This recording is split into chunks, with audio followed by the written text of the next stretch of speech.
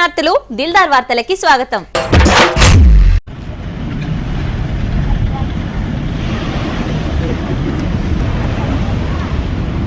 ఏదో సినిమాలా చిరంజీవికి కోపం వచ్చినప్పుడల్లా సముద్రం అలలు అంతెత్తున లేస్తాయి. యాదుకున్నదా? అగో అచ్చం అట్లనే దుంకుతున్నాయి అలలు. వలలేసి పట్టుకుందామని పోరలు బగ్గనే ట్రై చేస్తున్నారు. కానీ వాళ్లతోనేమైతది?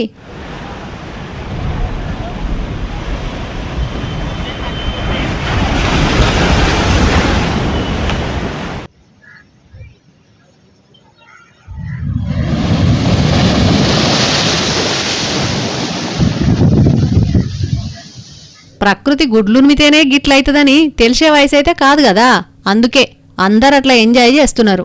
కాకినాడ జిల్లా ఉప్పాడ తీరం ఎరకనే కదా, అక్కడ కానొచ్చిన చిత్రంగిది. రోడ్లు కూడా బంద్ అయినాయి. అయినా ఒక్కలిద్దరు ధైర్యం చేసి పోతున్నారు. కానీ సూడుండ్రుల్లా గా సూడసక్కని చిత్రం ఎంత భయంకరంగా ఉన్నదో. ఆఫీసర్లు మాత్రం దయచేసి వినండి గా దిక్కు పోవద్దు అని చెప్తూనే ఉన్నారు. చెవికి ఎక్కితే కదా.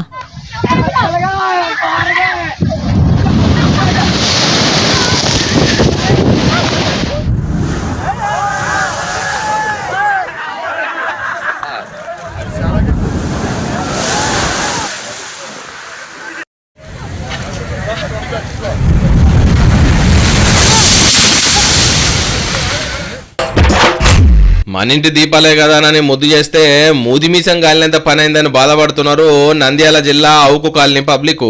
ఎవరైనా పాడుబడ్డ ఇండ్లకు తొవ్వకు ములకం చేస్తారు కదా, కానీ ఇక్కడ మాత్రం నిత్యం మనసులతోని కలకలలాడే కాలనీకే నాపరాలు తెచ్చి ఇండ్ల ముంగట పోసుకున్నారు. వచ్చి గిట్లెందుకు చేసిరనంటారా? చాలా మంది రోడ్డును ఆక్రమించి ఇల్లు కడుతున్నారట. ఒకప్పుడు ఇక్కడ ఏనుగులు నడిచేంత తొవ్వు ఉండేనట, కానీ అది రాను రాను చీమలు వాకేంత కూడా ఉంచుతలేరని ఇగో ఇట్లా రోడ్ల మీద రాళ్ళు పోసిర్రు. కట్టేటప్పుడు మేము ఇచ్చినాం, వాళ్ళు ఇచ్చి మేము తెచ్చాం. పంచాయతీ బోర్డు కాటికి సెక్రటరీ కాటికి 3 నెలలు దిగిన పలకాలి మాకు న్యాయం కావాలి గల పెరకాలని. వాళ్ళు పెరిగేంత వరకు మేము తీయమని మేము ఇచ్చినాం.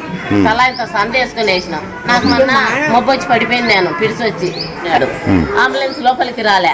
అప్పుడు నేనేం మంత్రి దృష్టికి కానీ తీసుకుపోయినా.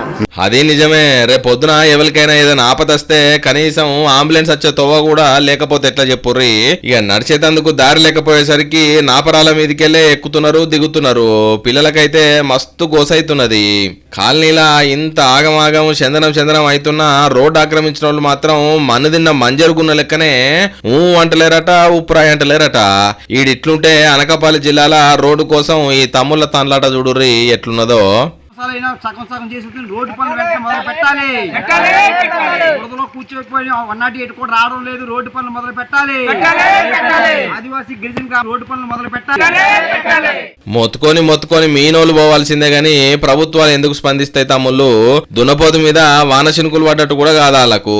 ఇక్కడనేమో రోడ్డు లేదని, అక్కడనేమో రోడ్డు ఆక్రమించరని. వీళ్ళ గోసలు ఎన్నడు తీరుతాయో ఏమో పోర్రి.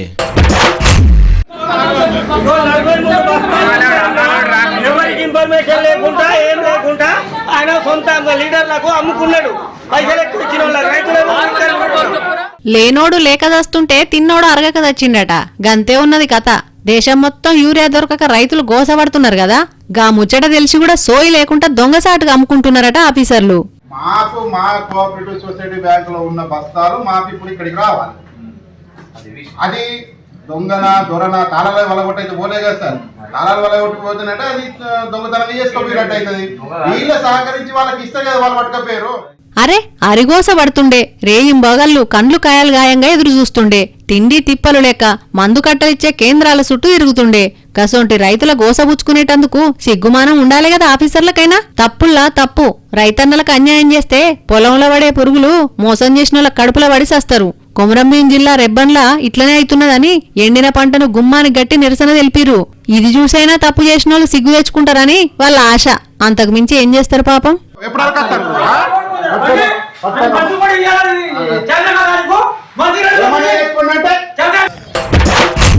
వరేవ్వా ఇది కదా కొలువు అంటే సిబ్బంది అంటే గీళ్ళు కదా పని పాతర పెట్టి జాతర చేస్తున్నారు కొత్తగూడెం జిల్లా ఫారెస్ట్ అధికారులు.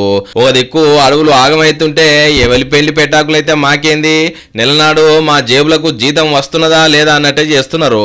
అగా చూడుర్రి పేక ముక్కలు ఏ తీరులు ఆడుతున్నారో వీళ్ళ సక్కదనం దలగా పెట్ట. మళ్ళీ అది ఎక్కడనో మూల కాడుకుంటున్నారా అంటే అది కాదు, సీదా ఫారెస్ట్ ఆఫీసులనే మకాం పెట్టిర్రు. ఎవ్వలేం అనుకోరా అంటే ఏ మనల్ని ఎవర్రా ఆపేది అన్నట్టు గేముల మీద గేములు ఇస్తున్నారట దినాము. ఈ ఆటల మునిగినోళ్ళంతా అధికారుల డ్రైవర్లట, ఫారెస్ట్ సిబ్బంది అట. ఫారెస్ట్ ఆఫీస్ నే పేకాట క్లబ్ గా మార్చి నిత్యం గబ్బు గబ్బు చేస్తున్నారట. ఏందయ్యా మీ సిబ్బంది తమాషా అని అడవి పెద్ద అధికారులను అడిగితే, అరే మా ఆఫీసులో పేకాట ఆడుతున్నారా, మాకు తెలియదే అని చిత్రపోతున్నారట. మీరిట్లా ఆడుతుంటే అటు అడవిల చెట్లు మాయమైతున్నాయి, ఇసుక లోడ్లకు లోడ్లే బయటికి వెళ్ళిపోతున్నాయి.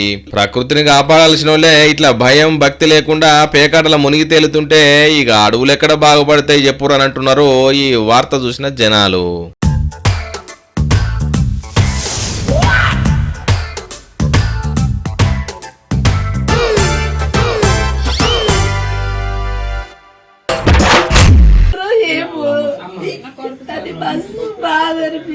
తప్పైందని ఒప్పుకోమన్నారు సార్. తప్పైందని ఒక కులంలో ఉన్నోళ్ళు కలిసిమెలిసి కష్టకాలంలో ఒకరికొకరు తోడుగా ఉండాల్సింది పోయి జగిత్యాల రూరల్ మండలం కల్లెడల కలహాలు లేపుకొని ఒకరి కళ్ళలో ఒకరు కారం కొట్టుకున్నట్టు చేసిర్రు. మొన్నట్ల గణేష్ నవరాత్రి ఉత్సవాలు అయినాయి కదా, అయితే ఈ అక్కోళ్ళు గణపతి చెంద అయ్యలేదట.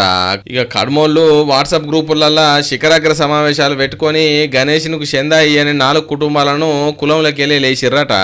కొబ్బరికాయ పైసలు పెట్టిన కొబ్బరికాయ కొట్టాలన్నారు. అయ్యో దేవుడా ఎట్లా అని నా ఇంట్లో నేను చిన్న గణపతి పెట్టుకున్నా సార్. మరేం చేద్దాం, మరి నా దేవుడు నాకు కానీ చిన్న గణపతి పెట్టుకొని మా ఇంట్లో మేము సర్దిద్దుకొని చప్పటికి వెళ్ళిపోయినవి మేము ఎట్లా పెట్టాలి సార్?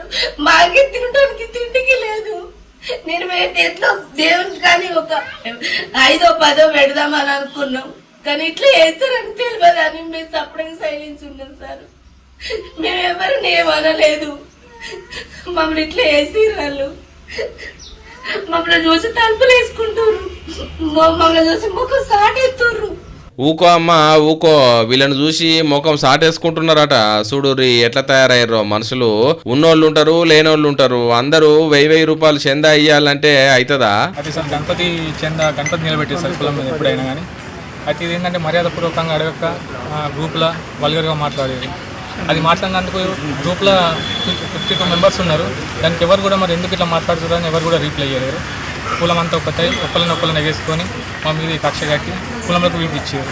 మమ్మల్ని కాలు మొక్కమన్నారు. కాలు మొక్క మేము కలుపుకుంటాను, మేము కాలు కూడా మొక్కినా కూడా మమ్మల్ని టచ్ చేసారు. మళ్ళీ దుబాయ్లో ఒక క్యాండిడేట్ ఉంటుంది సార్, ఆయన ఏ గ్రూప్లో ఉన్నా కానీ డిలీట్ చేస్తున్నారు. ఆయన మీద కూడా అక్కడ ఉన్న ఆయన మీద ఓ ఇలా సక్కదనం పాడుగాను కదనవ్వా. దుబాయ్లో ఉన్న మనిషి మీద కూడా ఇక్కడికి వెళ్ళి బహిష్కరణ చేసిరట. ఏంది తమాషా? ముచ్చట పోలీసులకు చెప్తే బుద్ధి మాటలు చెప్పిరట. ఒక కులపోళ్ళు ఉన్నా లేకున్నా కలిసిమెలిసి ఉండాలి కదానని.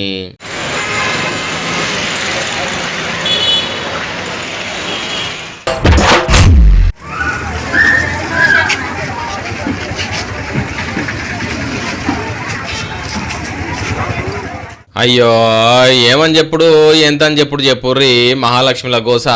భూపాలపల్లి జిల్లాల మహిళా ప్రయాణికులు ఎక్కువ ఉన్నారట. తిరిగే బస్సులేమో చాలా తక్కువ ఉన్నాయట. కనీసం నిలబడిపోదామని స్టాప్ల కాడ నిలుచుంటే ఈ డ్రైవర్ అన్నలు ఆపుతలేరట. బస్సుల కోసం చూసి చక్కెరచ్చి పడిపోయిన వాళ్ళు చాలా మందే ఉన్నారట.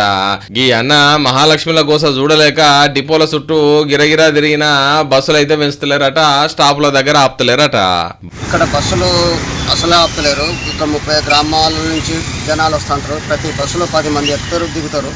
అయినా ఇక్కడ ఎవరు ఏ బస్సు కూడా ఆపడానికి ఇబ్బంది పడుతున్నారు. డ్రైవర్లు నిర్లక్ష్యంగా వ్యవహరిస్తున్నారు. ఆర్ఎం గారికి చెప్పినాము, డిపో మేనేజర్కి చెప్పినాము, అయినా వాళ్ళు ఇక్కడ ఆపుతలేరు.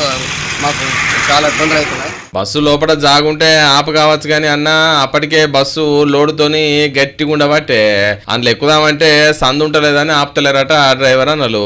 ఓ మంత్రి పొన్నం సారు, సజ్జనార్ సారు చూస్తున్నారా మహాలక్ష్మిల గోస? జర బస్సులు పెంచి ఈ తాకులాటలు పీకులాటలు తగ్గించుర్రి.